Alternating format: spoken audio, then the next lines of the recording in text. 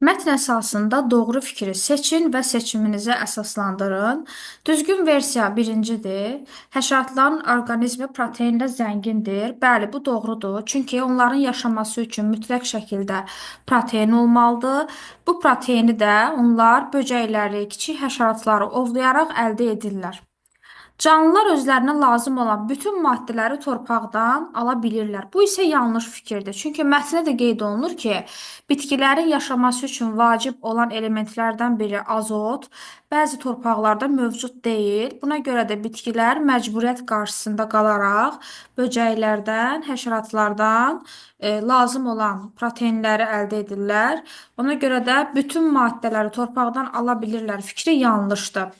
Birinci cümləni seçirik və seçimimizi əsaslandırırıq dediyim fikirlərlə, hansı ki onlar böcəklərlə, kiçik həşəratlarla öz bədənlərini proteinlə təmin edə bilirlər.